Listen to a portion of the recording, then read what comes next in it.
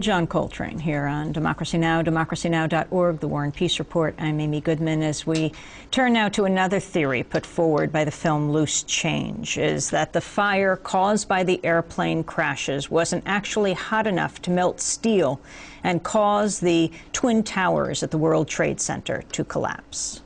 Hyman Brown, civil engineering professor and the World Trade Center's construction manager. It was over-designed to withstand almost anything, including hurricanes, high winds, bombings, and an airplane hitting it. Although the buildings were designed to withstand a 150-year storm and the impact of a Boeing 707, jet fuel burning at 2,000 degrees Fahrenheit weakened the steel. Kevin Ryan, Underwriters Laboratories, in a letter to Frank Gale of the National Institute of Standards and Technology. We know that the steel components were certified to ASTM E119. The time temperature curves for this standard require the samples to be exposed to temperatures around 2,000 degrees Fahrenheit for several hours, and as we all agree, the steel applied met those specifications.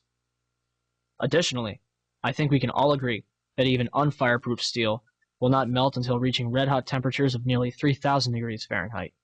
Why Dr. Brown would imply that 2,000 degrees Fahrenheit would melt the high-grade steel used in those buildings makes no sense at all. This story just does not add up.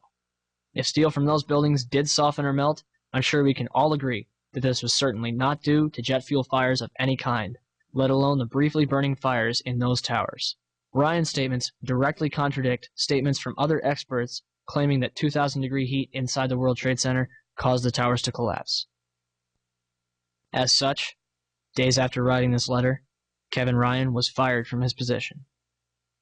Not even the experts agree with each other. So what else could have caused the Twin Towers and Building 7 to collapse? 10 o'clock Eastern Time this morning, just collapsing on itself. The second building that was hit by the plane has just completely collapsed. We have no idea what caused this. Almost looks like one of those planned implosions. As if a demolition team set off. When you see the old demolitions of these old buildings, it folded down on itself and it is not there anymore. If you wish to bring anybody who's ever watched a building being demolished on purpose knows that if you're going to do this, you have to get at the under infrastructure of a building and bring it down. We heard another explosion, and I'm assuming that's the one that came from the lower level, since there were two, and I said, right, because it was like 18 minutes apart. Well, this is, no, the first explosion, then there was a second explosion in the same building. There were two explosions. Okay. Federal agencies that were down there do believe that there was some sort of explosive device somewhere else besides the planes hitting. NBC's Pat Dawson is close to the scene of that attack. Pat? Just moments ago, I spoke to the chief of safety for the New York City Fire Department. Chief Albert Turry, he received word of the possibility of a secondary device, that is another bomb going off. He tried to get his men out as quickly as he could, but he said that there was another explosion which took place. And then an hour after the first hit here, with the first crash that took place, he said, there was another explosion that took place in one of the towers here. He thinks that there were actually devices that were planted in the building. The second device, he speculates, was probably planted in the building. An excerpt of the film Loose Change. And as we broadcast today, at this time in the live broadcast, it's the time of the first plane hitting the first tower of the World Trade Center. Jim Meigs, the editor-in-chief of Popular Mechanics, your response to this aspect of Loose Change. That clip is interesting. It's built largely around the testimony of a guy named Kevin Ryan from Underwriters Laboratories. In fact, it turns out his expertise was testing water. He wasn't involved in steel at all. This fact has been widely known, and yet for quite some time, and even a lot of other conspiracy theorists have backed away from that, and yet it's in the film, and it looks so convincing when you see it if you don't take the time to go back and do the background research. And if you notice, so many of the clips in that section come from the day of, the day after. And it ends, and along the way, Dylan, you say something like even the experts don't agree. In fact, the experts do agree. The collapse of the World Trade Center is the most intensively studied engineering failure in world history.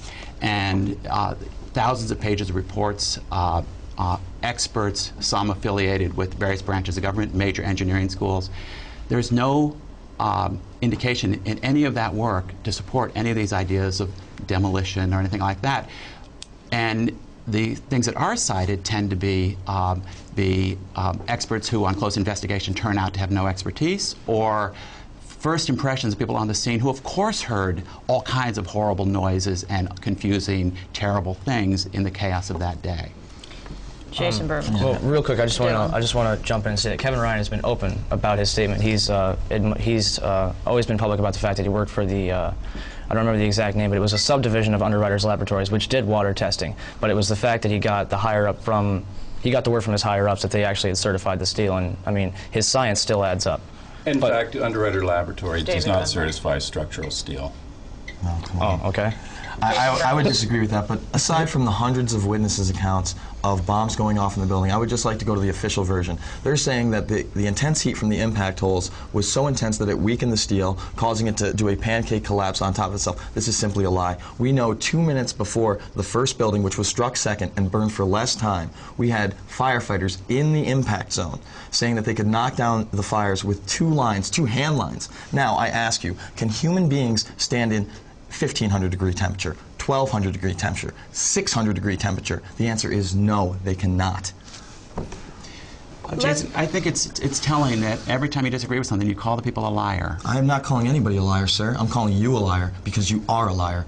These people were not lying. They knew they could knock down this fire. They radioed down. They said they could knock it down with 2 hand lines, and literally less than 2 minutes later, the building imploded on itself. And what you won't see in the clip there, but you can see at sealoosechange.com, again for free, are the isolated blast points 20, 40, and 60 floors below this supposed pancake collapse. And these are blast points. These are not pressure coming from air. And doubt me, because if you watch the first plane hitting the building, the only video of it, you actually see one of these blast points go off 20 stories above that impact, and they try to say that the building is blown out on the bottom level, first floor, right? First of all, the World Trade Center goes into the Port Authority. So why did it go 1,300 feet down the elevator shafts, decide to explode in the bottom level, leave no fire marks? I mean, it literally knocked off 15-foot panels of marble and left no burn marks. Marble, when you put fire on it, begins to turn yellow and brown rapidly. Look at the video evidence.